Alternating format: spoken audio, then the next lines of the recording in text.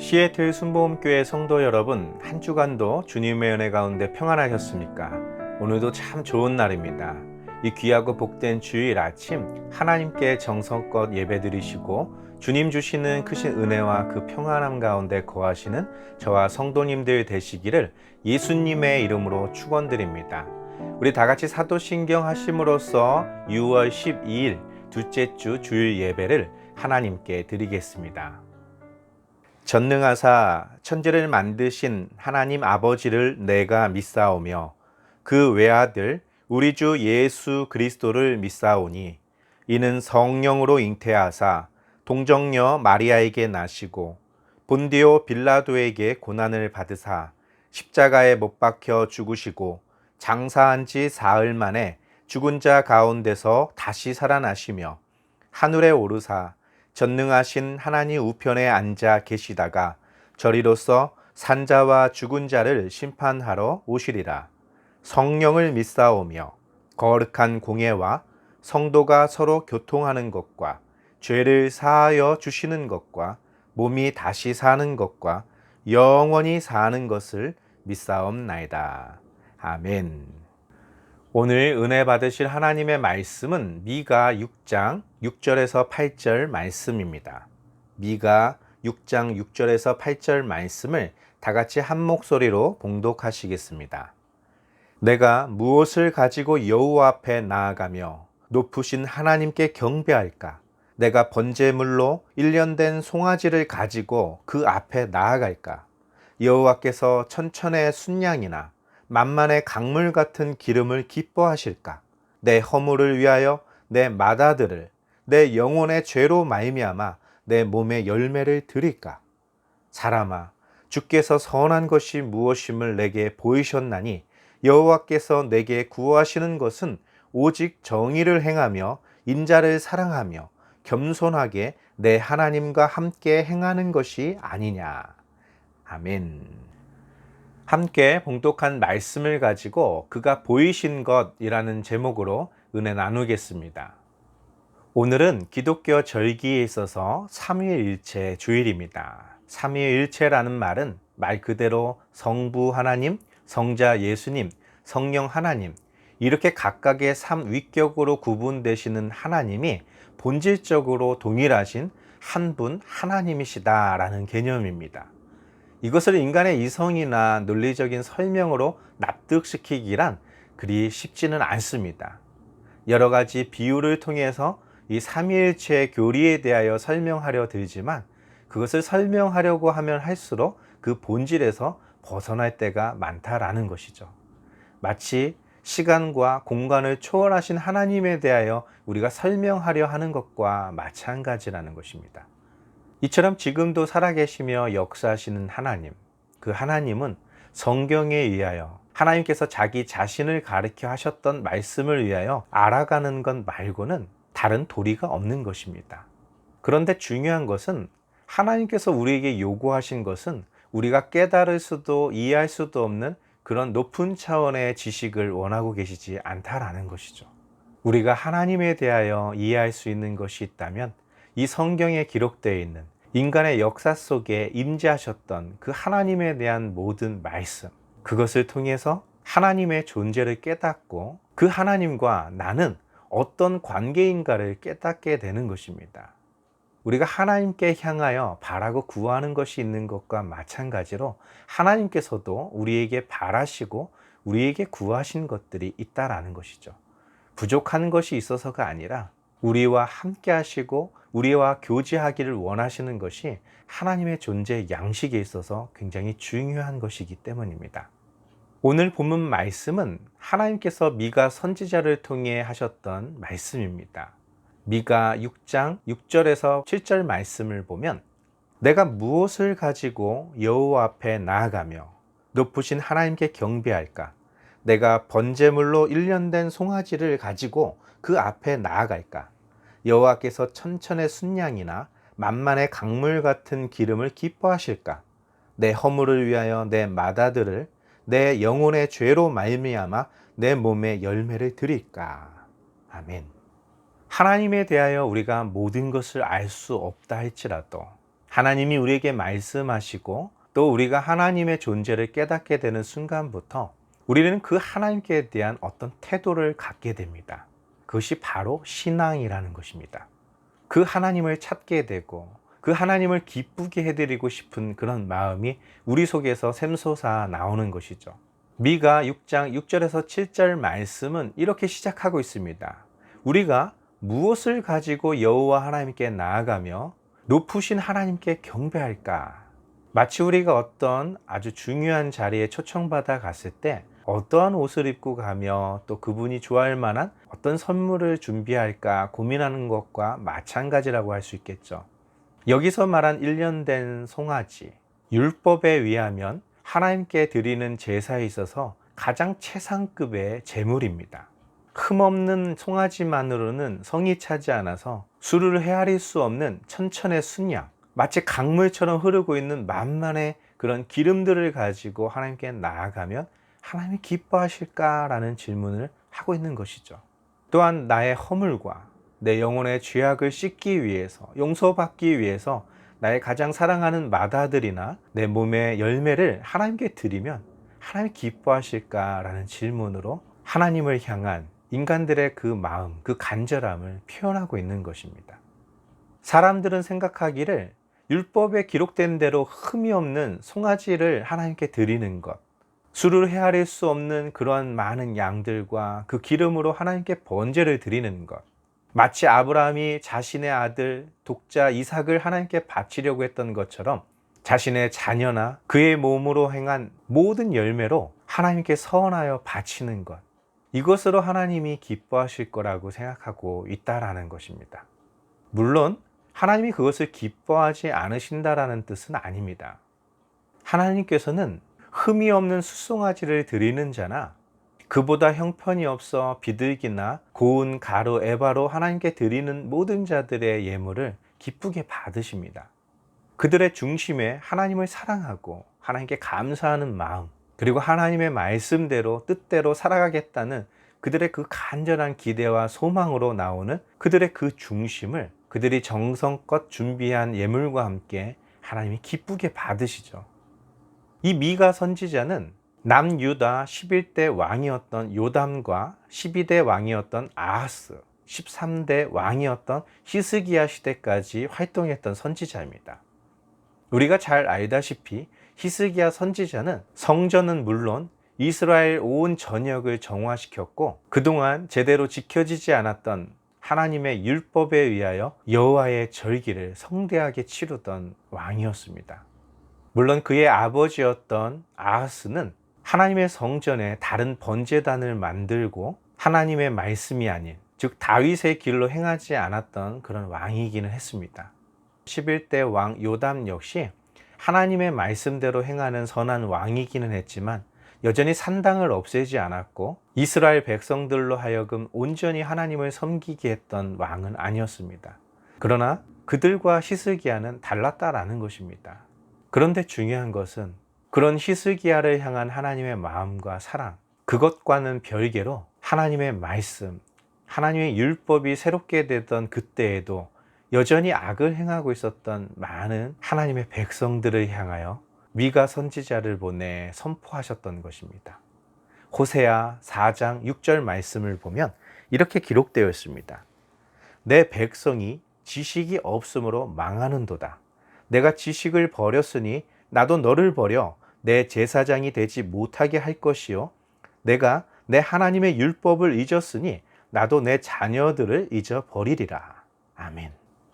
호세아 선지자는 미가 선지자와 달리 남유다에서 활동한 선지자가 아닌 북이스라엘에서 활동했던 선지자였습니다.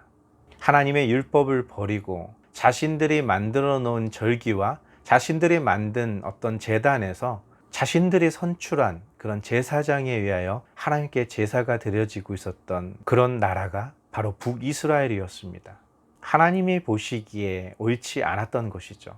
그래서 성경에서는 그 북이스라엘의 초대 왕이었던 여로보암 왕의 길과 하나님의 뜻에 합했던 남유다의 다윗 왕의 길로 구분하여 왕들을 평가하고 있었습니다.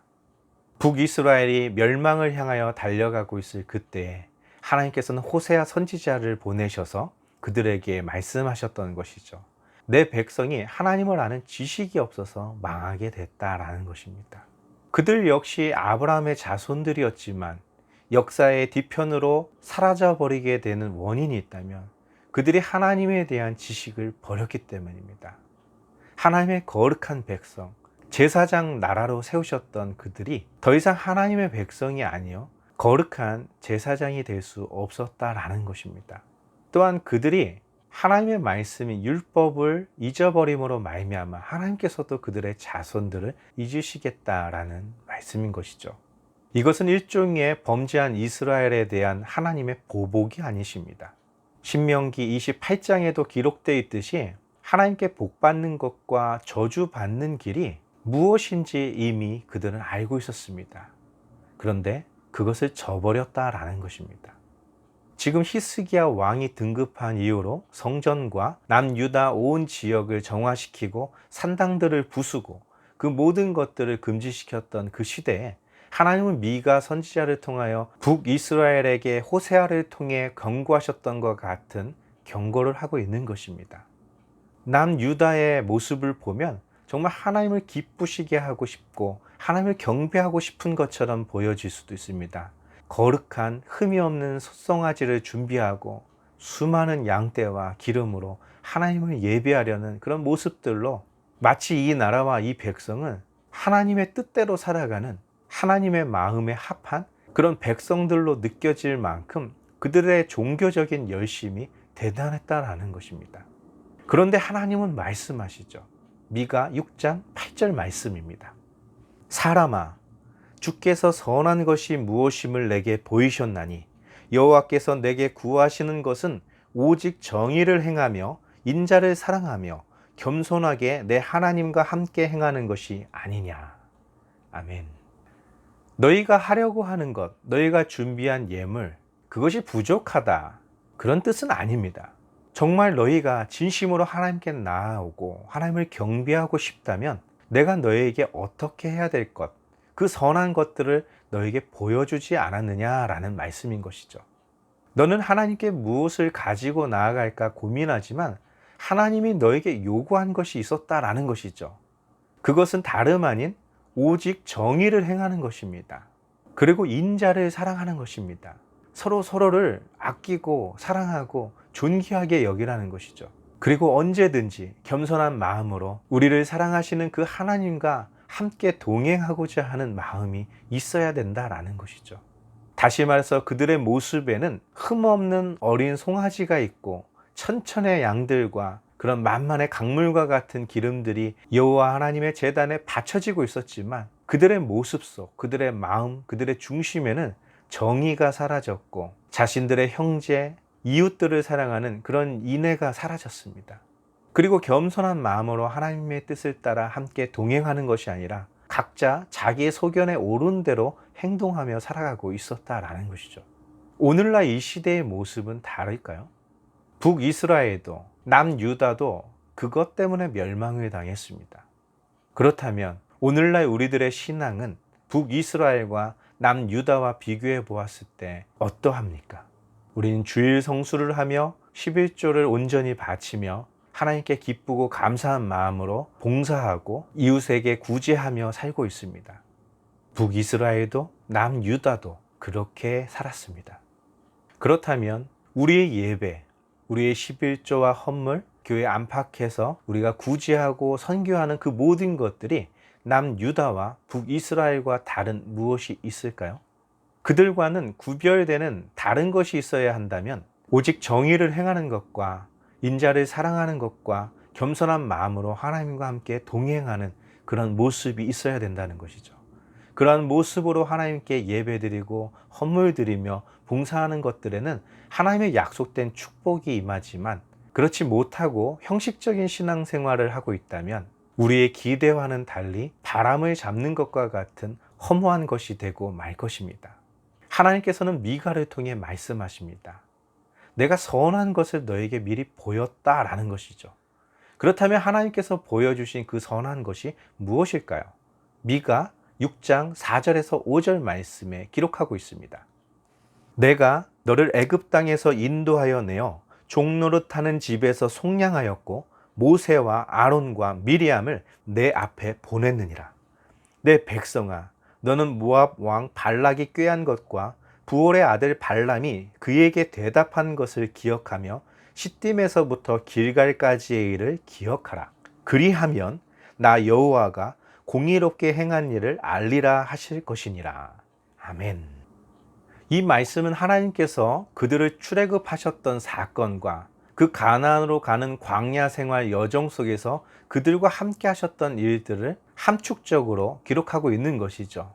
너희들이 종로릇하고 있었던 그 나라에서, 그 애굽 땅에서 너희를 인도해 내셨다라는 것입니다. 너희를 대신해서 마음이 강팍한 바로와 그들을 압제하고 죽이려 달려들던 그들을 홍해에 수장시키셨던 것이죠. 너희를 속량하셨다라는 것입니다. 이 일을 위해 모세와 아론과 미리암을 보냈다라는 것이죠. 또한 이스라엘 백성들이 출애굽한 후에 그들이 가나안 땅을 향하여 행군하고 있을 때 모압 왕 발락이 이스라엘 백성들을 향해 꾀를 내었습니다. 바로 부올의 아들 발람을 통해서 이스라엘을 저주하도록 했던 것이죠. 그러나 발람은 하나님께서 미리 준비하신 그의 사자들을 통해서 어떤 초자연적인 사건을 경험하게 됩니다. 그리고 그 모압 왕 발락이 원하는 이스라엘의 저주가 아닌 이스라엘을 향한 축복의 메시지를 선포했던 것이죠. 시딤에서부터 길갈까지, 즉 출애굽 과정에서 홍해를 건너는 그 순간부터 하나님께서 광야에서 너희에게 어떻게 행하셨는지에 대해서 보여주셨다라는 것이죠. 그것을 깨달으라는 것입니다. 그렇다면 너희가 나 여호와가 얼마나 공의롭게 행하였는지를 알게 될 것이다 라는 말씀인 것이죠. 여기서 말한 공의라는 것은 그들을 돌보셨던 것을 자랑하듯이 말씀하신 공의가 아닙니다. 여기서 말한 공의라는 것은 그들이 이스라엘 백성으로 태동하기도 전에, 즉 아브라함에게 약속의 자식이었던 이삭이 있기도 전에 하나님이 약속하셨던 것들을 성취하셨던 것을 말하는 것이죠. 하나님이 약속하신 것을 반드시 지켜내셨다라는 것입니다. 이삭에게, 야곱에게, 그리고 모세에게 말씀하셨던 대로 그대로 하나님께서는 행하셨습니다. 그것이 여기서 말하는 공의라는 것이죠. 바로 성경에서 말하고 있는 공의라는 것은 하나님이 우리에게 약속하신 것을 지키신 것을 말하는 것입니다. 또한 하나님께서 우리에게 요구하시는 공의라는 것은 하나님과 언약을 맺은 우리가 하나님 앞에 드려야 할 그런 마음인 것입니다. 하나님의 말씀에 순종하는 것을 공의라고 말하는 것이죠. 하나님께서 이스라엘 백성들에게 보이셨던 그 선한 것, 그것을 말씀하시기 이전에 미가 선지자를 통해서 한 가지를 약속하십니다. 미가 5장 2절 말씀입니다. 베들레헴 에브라다야, 너는 유다 족속 중에 작을지라도 이스라엘을 다스릴 자가 내게서 내게로 나올 것이라. 그의 근본은 상고에 영원에 있느니라. 아멘. 이 베들레헴에 임할 이스라엘을 다스릴 자, 이 메시아는 곧 예수 그리스도를 말하고 있는 것이죠. 이 예언된 말씀 때문에 예수님이 탄생하셨던 그때에 동방박사의 말을 들었던 헤롯 대왕은 이 베들레헴에 사람을 보내 2살 밑으로 모든 남자아이를 죽이도록 명령했습니다. 이스라엘을 다스릴 자, 그 씨앗을 없애려고 했던 것이죠.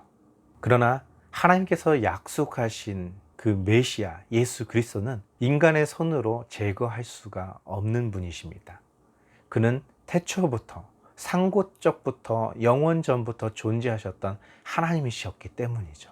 그런 하나님께서 십자가를 짊어지신 것은 하나님을 죽일 만한, 예수 그리스도를 죽일 만한 능력이 그들에게 있었기 때문이 아니라 예수 그리스도께서 스스로 그 길을 걸어가시기로 작정하셨다라는 것이죠.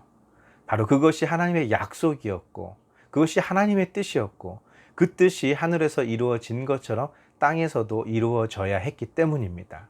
바로 그것이 성경에서 말하는 공의라는 것입니다. 하나님께서 약속하신 것을 반드시 지키신다. 우리 또한 하나님께서 원한 것, 하나님께서 우리에게 요구하시는 것을 온전히 행하는 것, 그것을 공의라고 말하는 것이죠. 하나님께서도 우리에게 그 공의를 요구하고 계신다는 것입니다. 그리고 하나님이 우리를 사랑하셨던 것처럼 우리도 하나님을 사랑하고 서로 사랑하기를 원하시는 그런 인애와 그 겸손함을 하나님 우리에게 요구하고 계신다라는 것이죠. 요한복음 1장 14절 말씀을 보면 이렇게 기록되어 있습니다. 말씀이 육신이 되어 우리 가운데 거하심에 우리가 그의 영광을 보니 아버지의 독생자의 영광이요 은혜와 진리가 충만하더라. 아멘. 태초부터 말씀으로 하나님과 함께 하셨던 예수 그리스도가 육신을 입고 이 땅에 오셨습니다. 그의 모습, 그의 영광을 보면 은혜와 진리가 충만했다라고 말하고 있습니다. 바로 은혜는 미가서 6장 8절에 나온 것처럼 인자를 사랑하며 겸손히 하나님과 동행하는 것을 말합니다. 그리고 진리는 공의를 행하는 것을 말하는 것이죠. 예수님께서 오셔서 하셨던 일들은 하나님의 말씀을 이루시는 것이었습니다.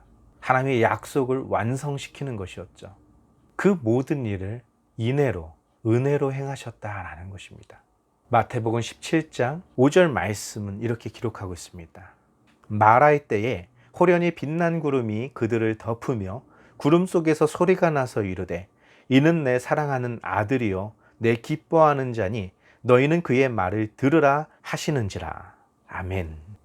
바로 예수님께서 십자가를 짊어지시기 전 변화산에서 있었던 사건입니다. 그 변화산에서 신기한 것을 목격했던 베드로가 이곳에 초막 셋을 짓고 여기 계속 있었으면 좋겠습니다 라는 고백을 하고 있을 때 호련히 빛난 구름이 그들을 덮었고 하늘에서 하나님의 음성이 들렸습니다. 이는 내 사랑하는 자요 내 기뻐하는 자니 너희는 그의 말을 들으라 라는 것이죠. 바로 하나님이 우리에게 요구하시는 공의를 행하며 인자를 사랑하며 겸손히 하나님과 동행하는 것은 예수 그리스도의 말씀을 듣고 그 말씀대로 살아가는 것을 말하고 있는 것이죠. 우리가 지난주 함께 나눴던 요한복음 16장 13절 말씀에 이렇게 기록하고 있습니다. 그러나 진리의 성령이 오시면 그가 너희를 모든 진리 가운데로 인도하시리니 그가 스스로 말하지 않고 오직 들은 것을 말하며 장래 일을 너희에게 알리시리라. 아멘. 즉 변화산에서 말씀하셨던 하나님의 말씀처럼 하나님의 아들, 하나님이 기뻐하고 하나님이 사랑하시는 그 아들의 말을 듣는 것은 예수님께서 약속하신 성령이 우리에게 임재한 이후부터 가능했다라는 것입니다. 그 성령님은 오순절날 마가 다락방에 임했던 그 사건을 통해서 그의 활동을 시작하신 분이 아니십니다. 하나님의 영이신 성령은 천지 창조 과정 때부터 깊은 흑암 가운데서도 운행하고 계셨습니다. 또한 육신을 입고 이 땅에 오신 예수 그리스도는 하나님의 말씀으로 빛이 있으라 할 때 그 빛이 있게 하셨던 분이십니다. 예수 그리스도가 세례를 받으셨을 때 성령이 비둘기같이 예수님께 임하셨고 하나님은 이는 내 사랑하는 아들이라는 그런 징표를 보여주셨습니다. 오늘날 성령이 활동하는 이 시대에도 우리 창조주 하나님, 성부 하나님과 성자 예수님은 우리와 늘 함께 거하신다라는 것입니다. 성부 하나님은 구약의 하나님이시고 성자 예수님은 신약의 하나님이시고 오늘날 우리에게는 성령 하나님이 계시다라는 것이 아닙니다. 구약에도 성부, 성자, 성령 하나님이 함께 하셨고 신약에도 성부, 성자, 성령 하나님이 함께 하셨고 오늘날에도 성부, 성자, 성령 하나님 삼위일체 하나님께서 우리와 함께 하시는 것입니다. 그분이 우리에게 요구하시는 것은 우리가 그분께 나아갈 때 그분을 기쁘게 하시려고 고민하고 있는 흠이 없는 송아지도 천천의 양과 만만의 강물 같은 기름도 아닙니다. 하나님이 우리에게 요구하시는 것은 그가 우리에게 보이셨던 것입니다. 에덴을 만드시고 그들을 건지기 위해서 모세를 보내셨으며 우리를 모든 죄악에서 우리를 건지기 위해서 십자가를 짊어지신 예수님을 보여주셨습니다. 그의 못자국 난 손, 그의 옆구리에 난 창자국을 보고 믿음이 없는 자가 되지 말고 믿는 자가 되는 것, 그것이 하나님이 우리에게 보고자 하시는 열매인 것이죠. 내 가장 소중한 맏아들을 드리며 내 몸의 열매를 하나님께 드리는 것보다 하나님이 더 기뻐하시는 것은 하나님의 공의, 약속하신 것을 반드시 이루셨던 하나님의 말씀을 믿는 것과 그 하나님께서 우리에게 요구하신 대로 내가 완전하니 너도 완전하라 말씀하셨던 것처럼 성령 안에서 예수님의 말씀을 붙들고 우리와 늘 함께 하시는 하나님의 영광을 바라보며 하루하루를 살아갈 때 하나님께 영광을 돌리고 하나님께는 내 마음을 다하고 뜻을 다하고 내 목숨을 다해 사랑하고 이웃을 향하여는 예수님께서 우리를 사랑하셨던 것처럼 우리도 그들을 사랑하고 용서하고 보듬어주는 그런 삶을 살아야 될 줄 믿습니다. 주님 오시는 그날까지 그러한 삶을 살아가는 저와 여러분들 되시기를 예수님의 이름으로 축원드립니다. 다 같이 기도하겠습니다. 살아서 역사하시는 좋으신 아버지 하나님, 우리는 무엇을 가지고 하나님께 나아갑니까? 또한 하나님은 우리에게서 무엇을 구하십니까? 오늘 말씀을 통해서 하나님이 우리에게 원하시는 것은 그런 흠이 없는 그런 완전한 송아지나 그런 많은 양과 기름과 내 소중한 것을 드리는 것이 아니라 하나님이 우리에게 보이신 것을 믿고 그것에 감사하며 그것을 따라 우리도 함께 동행하는 것을 원하셨습니다. 그 진리 가운데로 그 공의와 인자를 사랑하고 겸손히 하나님과 동행하는 그런 모든 삶을 살 수 있도록 성부, 성자, 성령 하나님께서 우리와 항상 함께하여 주시옵소서. 하나님이 사랑으로 하나이신 것처럼 우리도 주의 사랑 안에서 하나가 되게 하여 주시옵소서. 예수님의 이름으로 감사하며 기도드리옵나이다. 아멘. 우리 다 같이 주기도문 하심으로써 6월 12일 둘째 주 주일 예배를 모두 마치겠습니다. 하늘에 계신 우리 아버지여, 이름이 거룩히 여김을 받으시오며 나라가 임하시오며 뜻이 하늘에서 이루어진 것 같이 땅에서도 이루어지리이다. 오늘 우리에게 일용할 양식을 주시옵고 우리가 우리에게 죄지은 자를 사하여 준 것 같이 우리 죄를 사하여 주시옵고 우리를 시험에 들게 하지 마시옵고 다만 악에서 구하시옵소서. 나라와 권세와 영광이 아버지께 영원히 있사옵나이다. 아멘. 하나님이 우리에게 요구하시는 것은 어떤 새로운 것이 아닙니다. 또한 우리가 형식적으로 살고 있는 그런 믿음의 삶, 그런 신앙생활도 아닙니다. 하나님이 우리에게 진정 원하시는 것은 하나님이 우리에게 행하신 것에 대한 깊은 이해입니다. 하나님께서 우리에게 행하신 것에 대한 올바른 인식과 그 약속하신 것을 성취하신 하나님께 감사와 찬양으로 영광을 돌리는 것입니다.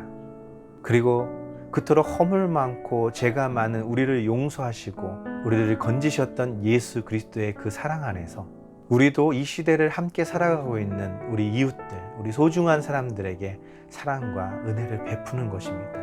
하나님의 말씀대로 살아가는 것, 그것이 공의와 정의를 행하는 것이고 하나님이 우리에게 주신 것처럼 우리도 값없이 하나님의 사람들에게 나누어 주는 것, 그것이 인자를 사랑하고 겸손히 하나님과 동행하는 것입니다. 하나님이 우리에게 보이셨던 것, 앞으로도 우리와 함께 하시는 그 모든 것들, 그것을 우리의 마음에 새기고 온전히 순종하는 그런 한 주가 되시기를 예수님의 이름으로 축원드립니다.